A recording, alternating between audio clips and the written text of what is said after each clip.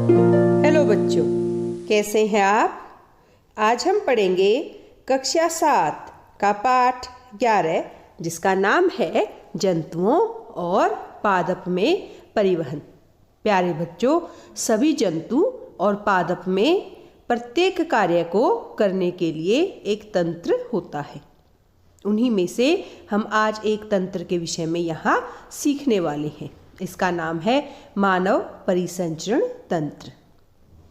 प्यारे बच्चों, आप जानते हैं कि प्रत्येक जीव जीवित रहने के लिए भोजन और श्वास ग्रहण करता है, लेकिन हमारे शरीर के प्रत्येक अंग तक यह भोजन और श्वास किस प्रकार से पहुंच पाता है? ऐसी कौन सी प्रणाली है या कौन सी ऐसी हमारी टेक्निक है जो अपनाई जाती है हमारे शरीर के द्वारा और उसकी सहायता से भोजन प्रत्येक कोशिका तक पहुंचता है और वहां उसे ऊर्जा प्राप्त होती है। तो इसके लिए हमारे शरीर के पास एक बहुत ही कमाल का तंत्र है, परिसंचरण तंत्र। बच्चों, परिसंचरण तंत्र हृदय और रक्त वाहिनियों को मिला करके बनता है। जब हृदय और रक्त वाहिनियां मिल करके एक साथ कार्य करती हैं, तब बनता है परिसंचरण तंत्र। और इसका कार्य होता है रक्त की सहायता से भोजन, वायु और बाकी के जो अन्य आवश्यक पदार्थ होते हैं उनको प्रत्येक कोशिका, प्रत्येक अंग तक पहुंचाया जाए। साथ ही रक्त की सहायता से जो उत्सर्जित पदार्थ होते हैं, जो अपशिष्ट पदार्थ होते हैं, उनको प्रत्येक कोशिका, प्रत्येक अंग से वापस लेकर के जहां उनको अपशिष्ट किया जा सके, शरीर से बाहर निकाला जा सके, वहां तक पहुंचाने का कार्य भी हमारे इसी तंत्र के द्वारा किया जाता है। यानी रक्त और हृदय और रक्त वाहिनियां ये सब मिलकर के वाहन एक स्थान से दूसरे स्थान तक पदार्थों को एक ले जाने का कार्य करते हैं।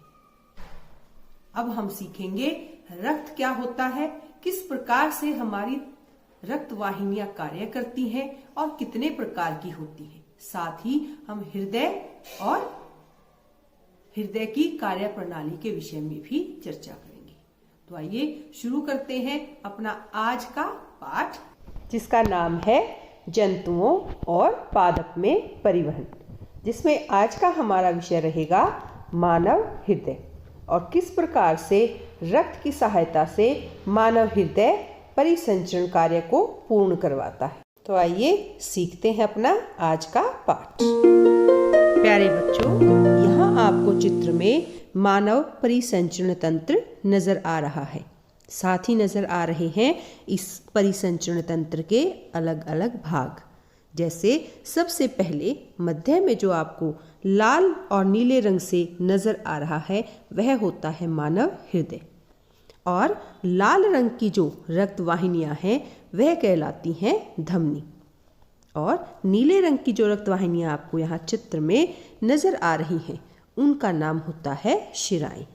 और ये सभी मिलकर के मानव परिसंचरण तंत्र का निर्माण करते हैं। प्यारे बच्चों, परिसंचरण तंत्र के विषय में अधिक सीखने से पहले हम सीखते हैं रक्त क्या होता है। प्यारे बच्चों, जब आपके शरीर का कोई भाग कट जाता है तो क्या होता है? भाई, रक्त या रुधिर बाहर बहने लगता है। लेकिन रक्त है क्या? रक्त वह तरल पदार्थ या द्रव है बच्चों जो रक्त वाहिनियों में प्रवाहित होता है।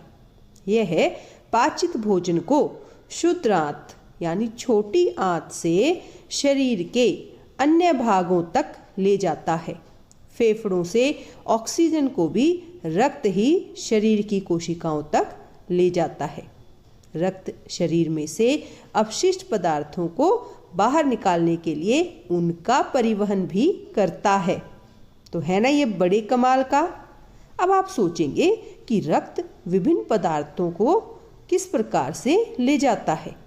तो बच्चों, रक्त एक द्रव है जिसमें विभिन्न प्रकार की कोशिकाएं निलंबित रहती हैं, और रक्त का जो तरल भाग है उसे हम प्लाज्मा कहते हैं। और बच्चों, अब आपके मन में यह प्रश्न आ रहा होगा कि हमारे रक्त का रंग लाल कैसे होता है, और इसका जवाब है हीमोग्लोबिन। बच्चों, हीमोग्लोबिन की उपस्थिति के कारण ही रक्त का रंग लाल होता है। और हीमोग्लोबिन एक लाल वर्णक है जो पाया जाता है लाल रक्त कोशिकाओं में। तो आइए जानते हैं रक्त में कितने प्रकार की कोशिकाएं पाई जाती हैं। बच्चों, रक्त में मुख्य रूप से 3 प्रकार की कोशिकाएं पाई जाती हैं। नंबर 1, लाल रक्त कोशिकाएं, जिन्हें हम आरबीसी यानी रेड ब्लड कार्पसल्स कहते हैं। और दूसरी होती हैं श्वेत रक्त कोशिकाएं यानी WBC, और फुल फॉर्म हुई वाइट ब्लड कार्पसल्स। और तीसरी होती हैं पट्टिकाणु यानी प्लेटलेट्स। और प्यारे बच्चों, रक्त प्रवाहित होता है रक्त वाहिनियों से। रक्त वाहिनियाँ 2 प्रकार की होती हैं, धमनी और शिराएं। धमनियाँ हृदय से ऑक्सीजन समृद्ध रक्त को शरीर के सभी भागों में ले जाती हैं। चूंकि रक्त प्रवाह तेजी से और अधिक दाब पर होता है, अतः धमनियों की भित्तियां यानी दीवार मोटी और प्रत्यास्थ होती है यानी लचीली होती है। जबकि शिराएं वे रक्त वाहिनियां कहलाती हैं जो कार्बन डाइऑक्साइड समृद्ध रक्त को शरीर के सभी भागों से वापस हृदय में ले जाती हैं। शिराओं की जो भित्ति यानी दीवार होती है, वह धमनी के मुकाबले पतली होती हैं, और शिराओं में ऐसे वॉल्व होते हैं जो रक्त को केवल हृदय की ओर प्रवाहित करते हैं। तो ये अंतर होता है धमनी और शिराओं में।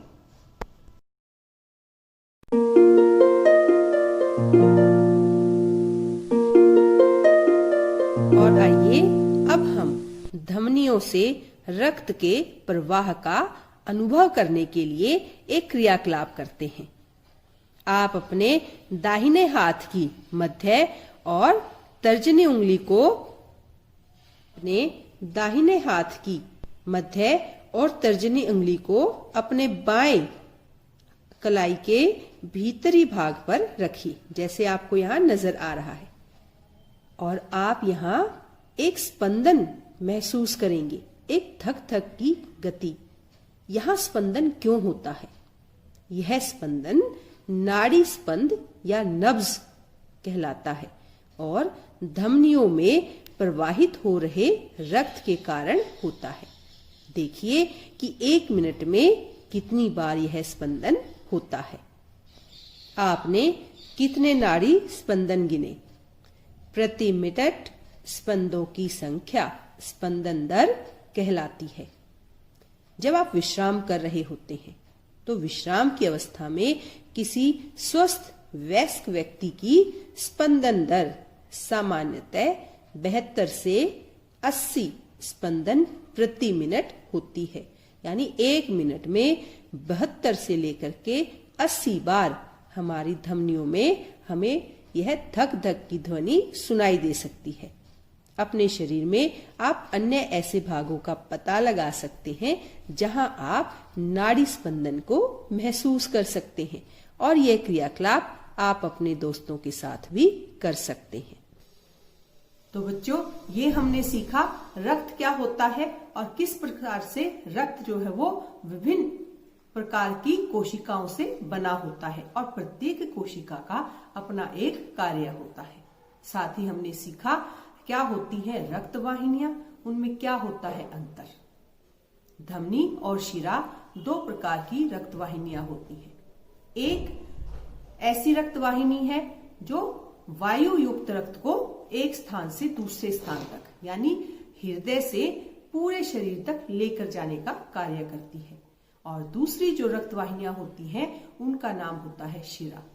और शिरा के अंदर कार्बन डाइऑक्साइड युक्त रक्त जो है वह शरीर के प्रत्येक कोने से लेकर के वापस हृदय तक लाया जाता है। प्यारे बच्चों, आपको यहाँ चित्र में धमनियाँ अन्य छोटी छोटी वाहिनियों में विभाजित होती दिखाई देती है। ऊतकों में पहुंचकर वे पुनः अत्यधिक पतली नलिकाओं में विभाजित हो जाती हैं, जिन्हें केशिकाएं कहते हैं। केशिकाएं पुनः मिलकर शिराओं को बनाती हैं, जो रक्त को हृदय में ले जाती हैं। बच्चों, आप यहाँ चित्र में फुफ्फुस धमनी का नाम देखकर अवश्य भ्रमित हो रहे होंगे, क्योंकि धमनी तो सदैव ऑक्सीजन समृद्ध रक्त को ही ले जाती है। यहाँ यह कार्बन डाइऑक्साइड समृद्ध रक्त को कैसे ले जा रही है? तो प्यारे बच्चों, इसका जवाब है कि फुफ्फुस धमनी हृदय से रक्त को ले जाती है। ध्यान रखें, हृदय से रक्त को ले जाती है, इसीलिए इसे शिरा नहीं धमनी कहते हैं। यह कार्बन डाइऑक्साइड समृद्ध रक्त को फेफड़ों में ले जाती है और फुफ्फुस शिरा ऑक्सीजन समृद्ध रक्त को फेफड़ों से हृदय में लाती है। इसीलिए इनके यहाँ नाम धमनी और शिरा रखे गए हैं। प्यारे बच्चों, मानव हृदय एक ऐसा अंग है जो लगातार पंप करता है, जो बिना रुके अपने कार्य को करता है, और इसी के कार्य करने से कोई भी जीव जीवित रह पाता है। यह कैसे कार्य करता है, इसके कितने भाग होते हैं, यह कितने कक्ष में बटा होता है, आइए एक बार चर्चा करते हैं। आइए सीखते हैं क्या होता है हृदय, यह कहाँ पाया जाता है और इसके क्या क्या कार्य होते हैं। प्यारे बच्चों, आपको यहाँ चित्र में हृदय नजर आ रहा है। आप सोचेंगे हृदय क्या होता है? बच्चों, हृदय वह अंग है जो रक्त द्वारा पदार्थों के परिवहन के लिए पंप के रूप में कार्य करता है और यह निरंतर धड़कता रहता है।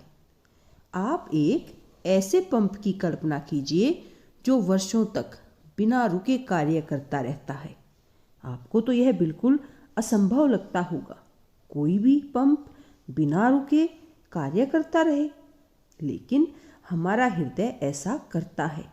हमारा हृदय जीवन पर्यंत बिना रुके रक्त को पंप करने का कार्य करता रहता है। आइए हम हृदय के विषय में कुछ और जानकारी प्राप्त करें। यहाँ मैं आपको हृदय का 3D चित्र दिखा रही हूँ, यानी तिकोणा, हर कोण से आपको यहाँ हृदय नजर आ रहा है।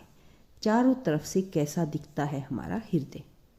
इसमें बड़ी बड़ी पाइपें नजर आ रही हैं आपको, इनके विशेष नाम और कार्य होते हैं। और इसके साथ आपको यहाँ पर बहुत छोटी छोटी, ये देखिए, इतनी बारीक धमनी और शिराएं इससे लिपटी होती हैं। ये धमनी और शिराएं हमारे हृदय से ऑक्सीजन युक्त रक्त लेके जाती हैं और शरीर से कार्बन डाइऑक्साइड युक्त रक्त को हृदय तक लेकर आती हैं। बच्चों, सोचिए क्या हो अगर दोनों ही प्रकार का रक्त हमारे हृदय में आता है, तो क्या यह मिक्स नहीं होता? क्या यह आपस में मिलता नहीं है? किस प्रकार से हमें शुद्ध रक्त मिलता है? आइए सीखते हैं। सबसे पहले आप बताइए, आपको क्या लगता है हृदय हमारे शरीर में कहाँ स्थित होता है?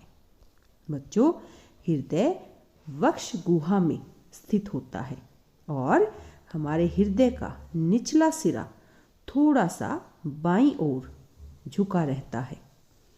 अपनी उंगलियों को भीतर की ओर मोड़कर मुट्ठी बना लीजिए, तो आपके हृदय का आमाप यानी साइज लगभग आपकी मुट्ठी के बराबर का होता है।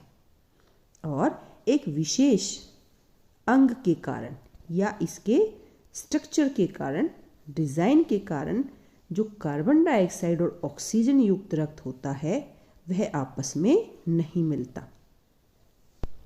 ये देखिए, यहाँ आप ये जो सफ़ेद जो स्ट्रक्चर आपको नज़र आ रहा है, ये वॉल्व होते हैं। वॉल्व क्या करते हैं? हमारे हृदय को 4 कक्षों में बांट देते हैं। जो ऊपर वाले 2 कक्ष होते हैं इनको अलिंद कहते हैं और नीचे वाले 2 कक्ष निलय कहलाते हैं। कक्षों के बीच का विभाजन दीवार, ये जो सफ़ेद रंग में आपको नज़र आ रही है, ये होती है कक्षों के बीच का विभाजन दीवार ऑक्सीजन समृद्ध रक्त और कार्बन डाइऑक्साइड समृद्ध रक्त को आपस में मिलने नहीं देती। प्यारे बच्चों, परिसंचरण तंत्र की कार्यविधि को समझने के लिए आप इस चित्र को ध्यानपूर्वक देखें। हृदय के दाईं ओर से आरंभ करते हुए तीरों द्वारा इंगित दिशा का अनुसरण कीजिए, यानी जैसे जैसे तीर जिस दिशा में जा रहे हैं वहाँ से आप भी चलते जाइए।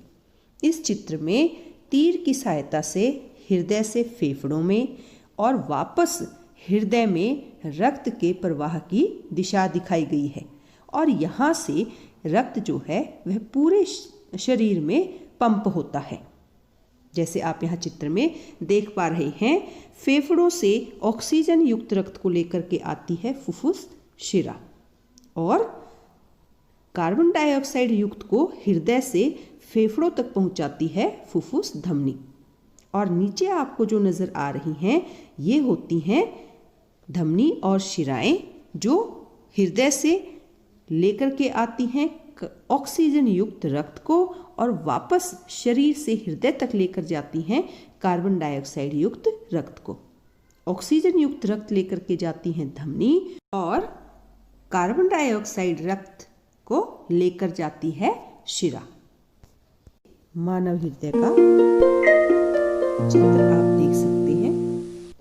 इस तरीके से ये साइड से आपको यहाँ पर नज़र आ रहा है कैसे हमारे निलय और अलिंद एक दूसरे से जुड़े होते हैं और अलग भी होते हैं। ये देखिए, तो ये बड़ा ही कमाल का अंग है और बड़ा ही आवश्यक अंग है, जिसकी वजह से मनुष्य जीवित रहता है। और मनुष्य जीवित रहता है हमारे हृदय स्पंद के कारण। स्पंद माने धड़कन के कारण। और आप अपने वक्ष की बाईं तरफ हाथ रखें तो अपने हृदय स्पंद यानी धड़कन को महसूस कर सकते हैं।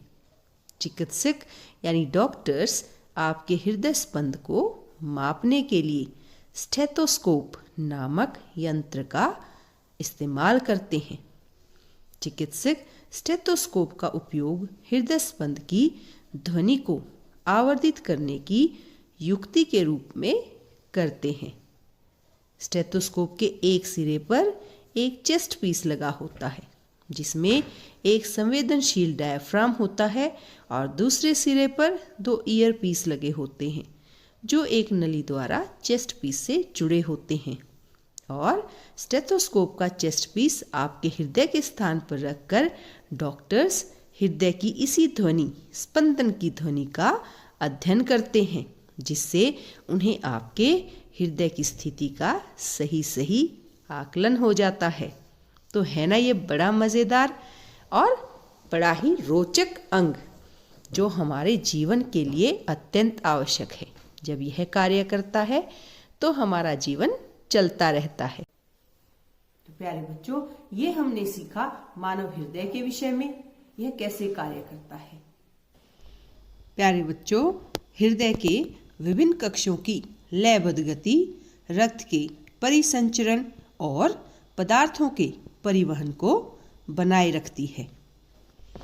प्यारे बच्चों, रक्त परिसंचरण की खोज विलियम हार्वे नामक एक अंग्रेज चिकित्सक ने की थी। बच्चों, बहुत सारे ऐसे जंतु भी हैं जिनमें कोई परिसंचरण तंत्र नहीं पाया जाता, जैसे स्पंज और हाइड्रा। इन जंतुओं में कोई परिसंचरण तंत्र नहीं होता। तो फिर यह कैसे करते हैं? बच्चों, जिस जल में वे रहते हैं वही उनके शरीर में प्रवेश करके उनके भोजन और ऑक्सीजन की आपूर्ति कर देता है। और जब जल बाहर निकलता है तो वह अपने साथ कार्बन डाइऑक्साइड और अन्य अपशिष्ट पदार्थों को ले जाता है। इसीलिए उन्हें परिसंचरण हेतु रक्त के समान तरल की आवश्यकता नहीं होती है। आइए अब देखते हैं अब तक हमने इस पाठ में क्या सीखा। प्यारे बच्चों, इस पाठ में अभी तक हमने बहुत सारे महत्वपूर्ण बिंदुओं पर चर्चा की और उनके विषय में सीखा, जिनमें से कुछ हैं जैसे अधिकांश जंतुओं में शरीर में प्रवाहित होने वाला रक्त शरीर की विभिन्न कोशिकाओं को भोजन और ऑक्सीजन का वितरण करता है। यह शरीर के विभिन्न भागों से उत्सर्जन के लिए अपशिष्ट पदार्थों को भी लाता है। परिसंचरण तंत्र में हृदय और रक्त वाहिनियां होती हैं। मानव शरीर में रक्त धमनियों और शिराओं में प्रवाहित होता है तथा हृदय पंप की तरह कार्य करता है। साथ ही हमने सीखा रक्त में प्लाज्मा, लाल रक्त कोशिकाएं, श्वेत रक्त कोशिकाएं और पट्टिकाणु होते हैं। रक्त का लाल रंग लाल वर्णक युक्त हीमोग्लोबिन की उपस्थिति के कारण होता है। किसी वयस्क व्यक्ति का हृदय 1 मिनट में लगभग 70 से 80 बार धड़कता है और इसे हम हृदय स्पंदन दर कहते हैं। धमनियां हृदय से शरीर के सभी अन्य भागों में रक्त को ले जाती हैं और शिराएं शरीर के सभी भागों से रक्त को वापस हृदय में लाती हैं। तो ये हमारे कुछ महत्वपूर्ण बिंदु जो हमें परिसंचरण तंत्र के बारे में जानकारी देते हैं। यह सब हमने अपने आज के पाठ में। तो प्यारे बच्चों, यह था अपना आज का पाठ, जिसमें हमने विस्तार पूर्वक चर्चा की मानव परिसंचरण तंत्र के विषय पर। फिर मिलेंगे, तब तक के लिए धन्यवाद।